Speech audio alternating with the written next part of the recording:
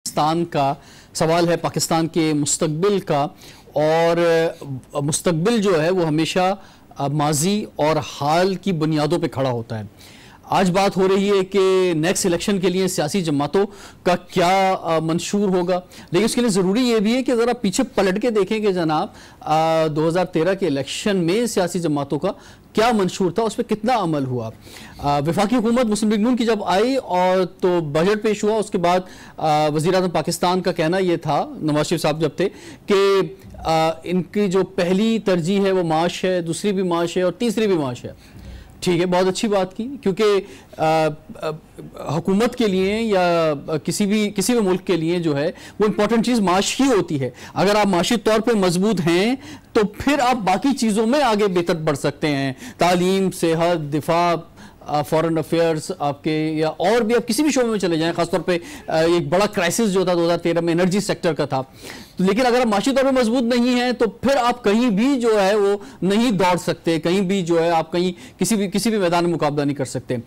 तो अब क्या सूरत हाल है, ये गवर्नमेंट जो है ये किस जगह पे छोड़ के जा रही है हमें कि नेक्स्ट आने वाली गवर्नमेंट, चाहे वो मुस्लिम लीग नून की हो या किसी और की भी हो, उसके पास कुछ बचा है कि वो इन बुनियादों पर बेहतर पाकिस्तानी तामीर कर सके। हमारे साथ मौजूद है डॉक्टर शाहिद हसन सिद्दीकी साहब। सर अस्सलाम वालेकुम। जी वालेकुम अस्सलाम। मारूफ तजिया निगार हैं आप, कैसे खैरियत से कैसे जा रहे हैं रोजे? डॉक्टर साहब ये अल्हम्दुलिल्लाह फर्स्ट क्लास। ये जो हीट वेव है खासतौर पर कराची में, एक कहा जाता था कि ना सर्दी ज्यादा होती है ना गर्मी ज्यादा होती है, लेकिन अब तो गर्मी ज्यादा होने लग गई है कराची में। हाँ, ये ईमान की गर्मी भी है। अच्छा, और उसके लिए जरूरी है कि जरा क्लाइमेट चेंज हो रहा है, तो हम ये क्लाइमेट चेंज के चैलेंजेस को भी समझें और पूरे साल इसमें मेहनत हो और कुछ मौसम जो असल जिससे हमारा असल मुकाबला है उसके लिए तैयार हो जाए। बिल्कुल सही बात। आप ज्यादातर गवर्नमेंट पे तनकीद करते हैं, कुछ तारीफ करेंगे अभी किसी मुस्लिम लीग नून के हवाले से? हम देख रहे थे शहबाज शरीफ जो है ऑरेंज ट्रेंड लेके दौड़ा रहे थे लाहौर में।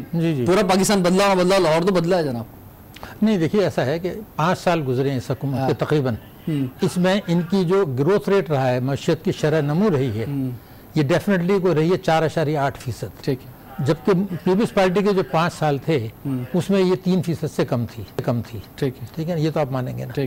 दूसरा ये बात आप मानेंगे कि बिजली की पैदावार बढ़ी है, दूसरे मसले हल नहीं हो सके। ठीक है। तीसरी है कि महंगाई में कमी आई है, जो तेजी थी वो कुछ कम हुई है। अच्छा, लेकिन दूसरी तरफ देखें तो आज जो हमारी बरामदात हैं वो बरामदात 2011 से भी नीचे चली गई। ठीक है, ये बहुत बड़ी नाकामी है। बिल्कुल, ये बहुत बड़ी नाकामी है। सर एक फरमाएं कि ये जो हम अब जब कंपैरिजन करते हैं करेंसी का खास तौर पे, तो हम जब मवाजना करते हैं इंडिया से, इवन अफगानिस्तान से, बांग्लादेश से, तो हम जो है वो बहुत पीछे खड़े हुए महसूस होते हैं।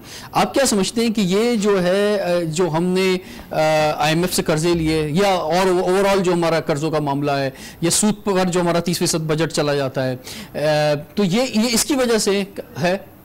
देखिए, अब आपने कहा हम नुक्ता उठा दिया है, इससे पहले आपने बड़ा खामोशी से एक लफ्ज़ सलामती का इस्तेमाल कर दिया। जो कुछ हम मईशत में कर रहे हैं और जो अमेरिका का न्यू ग्रेट गेम का प्लान है, और हम बैरूनी कर्जों पर इन्हिसार बढ़ा रहे हैं और उनकी कर्जों की सलाहियत हम कमजोर कर रहे हैं, ये पाकिस्तान की सलामती के लिए इंतहाई संगीन खतरा है। ठीक है, अगर मुझसे आप पूछें जो भी ये सलामती की बातें, मैं कर्जों पे आऊंगा सर। वो जो आजकल पॉपुलर जुमला चल रहा है ना कि हर पैदा होने वाला बच्चा जो है वो 1,50,000 रुपए का मकरूज है, वो फिगर सही है या किसी? नहीं, उसकी अहमियत नहीं है। अच्छा, बैरूनी कर्जे जब आप लेते हैं तो आप ये देखिए कि आपकी अदायगी की सलाहियत। मैं बात कर रहा हूँ डॉलर रेट पे, ये जो हमारा इस जगह पे पहुंचा। डॉलर रेट पर देखिए, जब आपकी बरामदात गिरेंगी और आपका महंगाई जो आपके कंपटीटर्स हैं उनके मुकाबले में ज्यादा होगी, ठीक है, और आपके कर्जों की सलाहियत कम होगी, तो वो तो डिमांड एंड सप्लाई का है। ठीक है, जी बिल्कुल। वैसे कभी कभी ये होता है कि ये जो फाइनेंशियल मामला होते हैं गवर्नमेंट के और खासतौर बजट आता है, तो एक आम आदमी अपने आप को इससे थोड़ा सा दूर भी अमूमन सोचता है कि यार पता नहीं इतना मुश्किल फाइनेंशियल मामला हैं, मुझे क्या समझ में आएंगे। लेकिन ये मसला बुनियादी तौर पर आखिर में आके रुकता तो एक आम आदमी के लिए ही है। ये सारा जो हुकूमत चल रही है, ये सारा फाइनेंशियल मैटर जो है, ये हम भी जो आपसे आसान अल्फाज में बात करना चाह रहे हैं वो इसीलिए कि एक आम आदमी तक ये पैगाम पहुंचाएं कि वो किस जगह पे खड़ा हुआ है मुल्क के अंदर। मैं देखिए, मैं इसको मैं आपसे अर्ज कर दूं, ये भी हुकूमत दावा करेगी हमने शानदार कामयाबी की, 13 साल की सबसे ज्यादा शरह नमू है। ठीक कहा ना? और ये कब कहा? जबकि आपको सीपेक की मदद मिली। अगर मैं ये कहूँ कि बांग्लादेश में तो सीपेक नहीं है, इस साल उनकी ग्रोथ रेट हमसे ज्यादा है। ठीक है, पिछले साल भी उनकी ग्रोथ रेट हमसे ज्यादा थी। हमारे रिजर्व जो हैं अगर 17 अरब डॉलर हैं तो उनके जो है वो 32 अरब डॉलर है। ठीक है। हमारी एक्सपोर्ट अगर 23 अरब डॉलर है तो उनकी जो है वो 34 अरब डॉलर है। एक सवाल हमें पाकिस्तानियों को ये सोचना है, हमारी बेहतरीन लोकेशन है, स्ट्रेटेजिक लोकेशन, ये जो चाइना 62 अरब डॉलर ला रहा है वो मोहब्बत में तो नहीं ला रहा, आपकी स्ट्रेटेजिक लोकेशन उसका फायदा है, ठीक है ना। और आपको वसाइल ज्यादा दिए अल्लाह ताला ने, ये तो हम मानेंगे, बांग्लादेश हो और दूसरे मुल्क हमें ज्यादा दिए। तो आखिर क्या वजह है कि 1980 से आज तक 38 साल हो गए, 38 साल में बांग्लादेश की जो औसत शरह नमू है वो हमसे ज्यादा है। तो फौजी हुकूमतें भी आई, एक पार्टी की आई, दूसरी भी आई। पिछले 8 वर्षों में जो कामयाबियां हुई हैं या नाकामयाबी हुई हैं उसमें सूबों का भी इतना ही किरदार है जितना वफाक का है, और जो रियासत के अहम पिलर्स हैं उनकी भी। अच्छा, ये जो बैड गवर्नेंस है हमारी, या जो हमारी मिसमैनेजमेंट है, या जो हम जो वादे करते हैं कौम से पूरे नहीं कर पाते, मंशूर, इस पर मैं आता हूँ। लेकिन इससे पहले जो आपने बांग्लादेश का नाम लिया, मैं अभी कोई दिसंबर में बांग्लादेश गया था, काफी शहरों में जाने का इत्तेफाक हुआ। 10 सालों में मैं 3 दफा जा चुका। साउथ एशिया में तकरीबन हर मुल्क के अंदर गया हूं मैं कई बार। मैं जब वहाँ पे घूमता हूँ, वहाँ की सड़कों पे, और वहाँ के जो मामला देखता हूँ, तो मुझे तो ऐसा लगता है मैं किसी रिचेस्ट कंट्री से आया हूँ, पाकिस्तान से है। मतलब फाइनेंशियल मामला डिफरेंट है, जो आप एक जो देंगे जनाब एक्सपोर्ट कितनी है, डॉलर किस जगह पर है हमारा, लेकिन हम वहाँ पे वहाँ की सड़कें देख लें और हमारी सड़कें देख लें, वहाँ पे लाइफ स्टाइल देख लें और हमारा लाइफ स्टाइल देख लें, हमारे शॉपिंग का तरीकेकार हमारे लोगों का देख लें और वहाँ पे देख लें, मतलब बहुत बहुत डिफरेंस है। देखिए, अब ये बड़ा अहम बात आपने कह दी।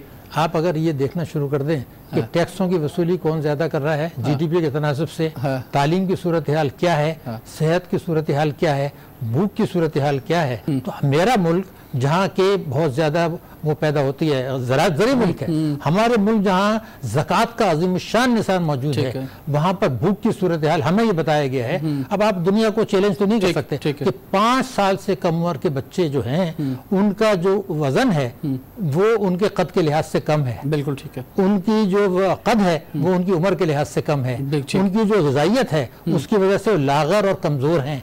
ये वही है जिनको आप ये कह रहे हैं कि हमारी 60% आबादी है, इन्होंने हमारा मुस्तकबिल करना है। अरे भाई, आपने ये किया है कि बेतहाशा कर्जे लिए, कौमी असासे बेचे, बाहर से रेमिटेंस आए उसको अय्याशी पे लगा दिया। ये तो आपके ऊपर है कि आपने आपकी जो है डिपार्टमेंटल स्टोर में इंपोर्टेड चीजें भरी हुई हैं। 60 अरब डॉलर का आपका इस साल इंपोर्ट हो रहा है। अगर मैं ये कहूं कि ये 5 साल जो गुजरे हैं उसमें 138 अरब डॉलर की आपने तिजारती खसारा दिखाया। आप अपने एक गरीब फैमिली है, उसने अपने एक मकान बेच दिया, तो किराए के मकान में शिफ्ट हो गया और कहता मेरा स्टैंडर्ड ऑफ लिविंग बढ़ गया। देखिए, खुदा के लिए सोचें, आप अपनी मईशत को किधर ले जा रहे हैं, तालीम को किधर ले जा रहे हैं, सेहत को किधर ले जा रहे हैं। कायद-ए-आज़म ने क्या कहा था कि मुसलमान मुगल इसलिए तबाह हुए थे कि वो चादर से आगे पैर फैलाते हैं और कर्जों की लत में। हम यही दोनों तो कर रहे हैं। ठीक है, बिल्कुल। और डॉक्टर साहब, जिस तरह आप फरमा रहे हैं, खासतौर पे वो स्टूडेंट जो कि इकोनॉमी और फाइनेंस के स्टूडेंट हैं, उनके लिए आपकी ये तमाम दी हुई नॉलेज इसको ज़रूर वो नोट कर रहे होंगे, और वैसे भी हर शहरी के लिए है कि उसे समझ में आए ये बात।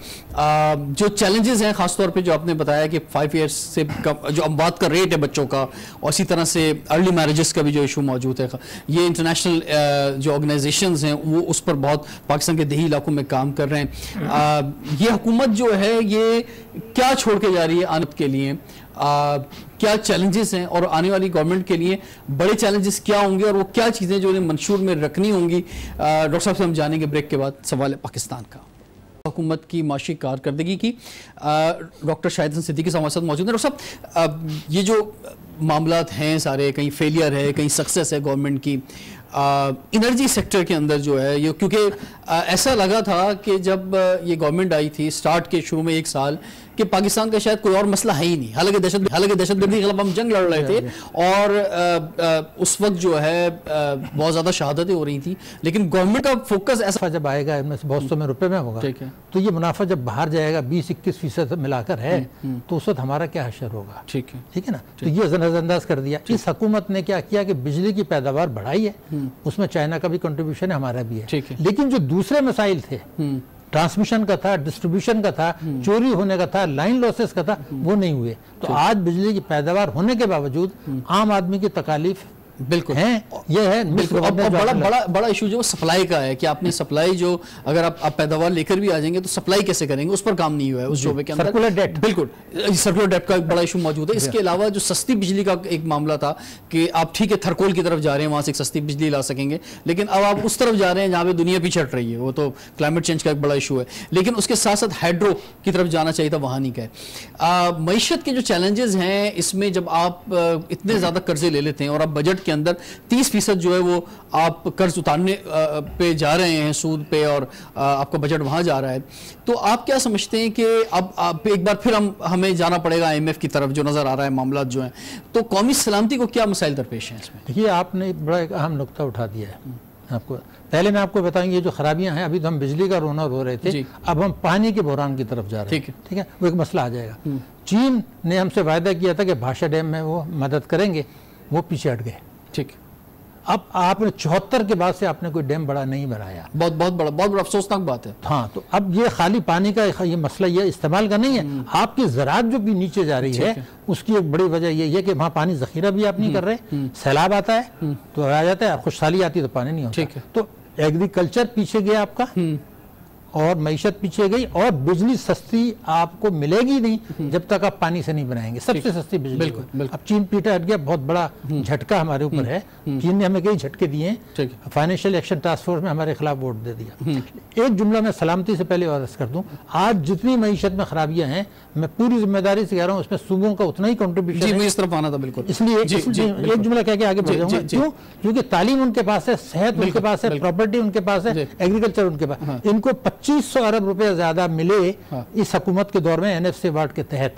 उस वक्त से अब तक 2011 से लेकर अब तक बढ़े, उस 2500 अरब में क्या बेहतरी नजर आई। तो मैं इसलिए कहता हूं कि मुझे जो खौफ है वो ये है कि अगर आज सूबों ने ये हमारी 8 साल में कुछ नहीं किया, तो अगर 2018 के बाद इलेक्शन में यही 3 पार्टियां आती हैं, तो जो खैबर पख्तूनख्वा, सिंध और पंजाब में वही आइंदा भी होगा। ये हमारी परेशानी की बात। अब मैं आपको सलामती के खतरे की बात बता रहा हूँ, जिस पर हम बात नहीं कर रहे।